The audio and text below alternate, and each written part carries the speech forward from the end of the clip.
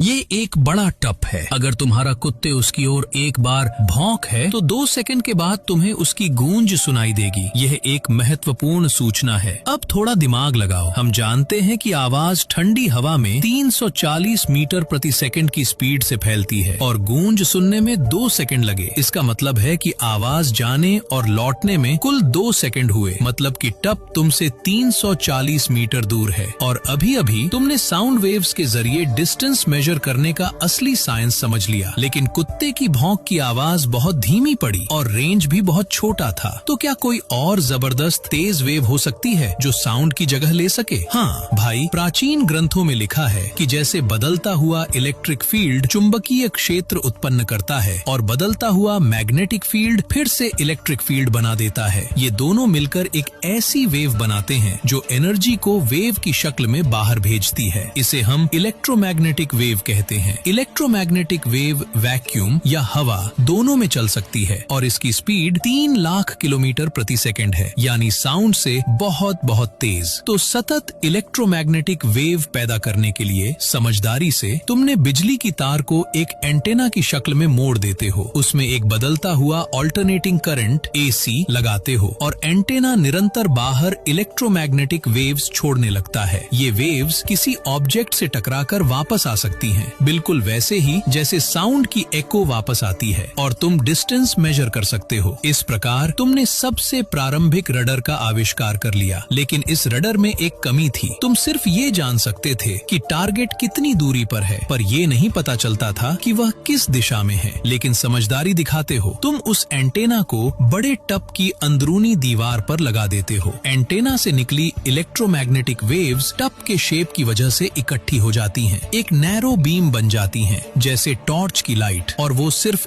एक ही डायरेक्शन में जाती हैं। जब तुम टप को घुमाते हो, वेव बीम भी उसी डायरेक्शन में घूम जाती है। इलेक्ट्रोमैग्नेटिक वेव्स की स्पीड बहुत ज्यादा है, तो भले ही कोई ऑब्जेक्ट 150 किलोमीटर दूर हो, तुम्हें सिर्फ 0.001 सेकंड में उसकी रिफ्लेक्टेड वेव मिल जाएगी। इससे यह पता चल जाता है कि टप जिस डायरेक्शन में बीम भेज रहा था, उसी दिशा में 150 किलोमीटर दूर कोई ऑब्जेक्ट मिला है। अगर तुम उस विशाल टप एंटेना के साथ एक हाई पावर ट्रांसमीटर, एक बेहद सेंसिटिव रिसीवर, एक बड़ा रोटेटिंग एंटेना सिस्टम, मजबूत पावर सप्लाई और एक तेज डेटा प्रोसेसिंग मशीन जोड़ दोगे, तो बधाई हो, तुमने पूरा का पूरा रेडर बना लिया। और हाँ, ऐसे इंफॉर्मेटिक वीडियो के लिए फॉलो करना मत भूलना।